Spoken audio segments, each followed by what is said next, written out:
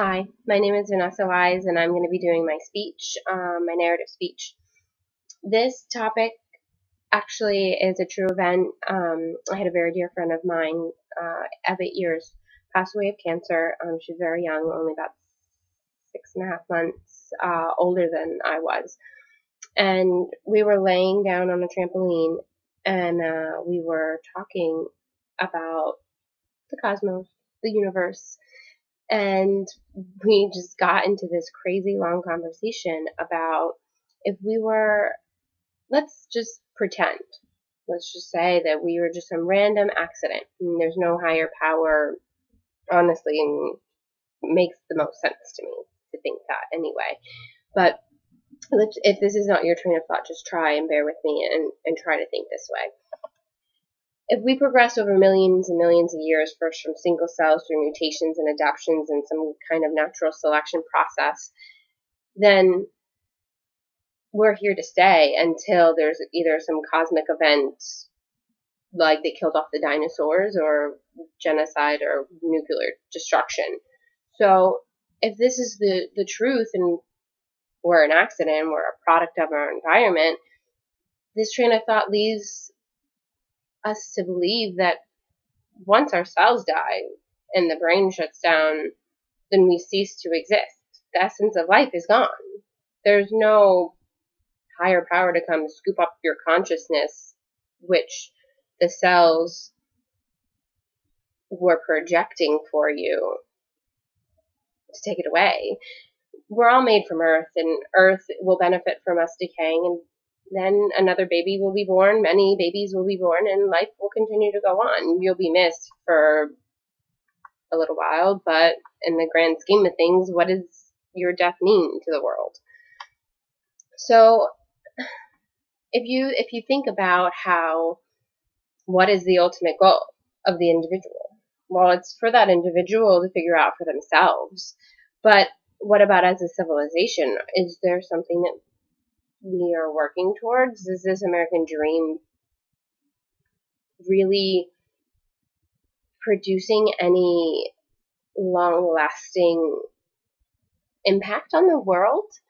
I feel so unfortunate that I was born into this era because I want my children and I want myself to explore places and not just to teach them from a book. And I want to explore with their senses and learn about the pyramids by seeing them and touching them, and learning about cooking by actually cooking and not being in an overcrowded classroom with underpaid teachers and lackluster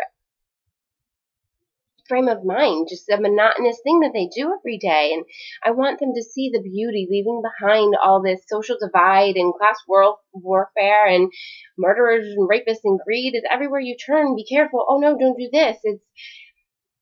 It's a suffocating way to live. There's no happiness. You do this because you have to, and this is what everybody told you the American dream was. But for a moment, I want people to understand what this place has become and why it has become this way. Why can't we live in a traveling village full of happy people, full of culture and diversity, where we can just cohesively be held responsible for happiness and trust and harmony? And the moment people understand that we keep making the same mistakes, instead of kings and the king's army, we now have presidents in the military.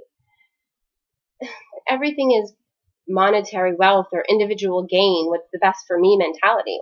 Ordinary people work so hard to have the basic necessities that the ones governing them have no worries. Is this a fair way to live? Why did events unravel this way?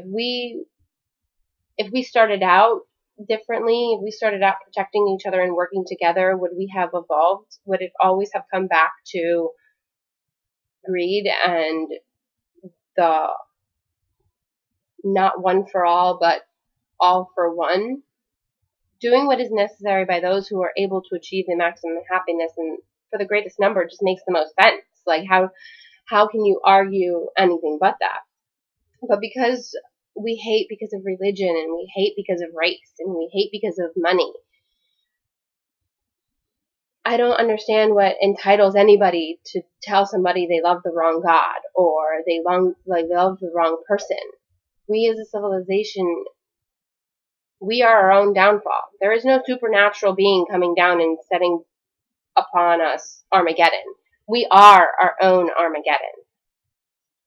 These are the things of a dying woman and a mother. These are the things, if we can think of these things, and if these things are at all ever one day possible, how do we begin to change what the world has become? I don't aspire to be wealthy, and I don't aspire to have the American dream. I aspire to live free from the American dream. I live to be my own, not one of the sheep. Thank you.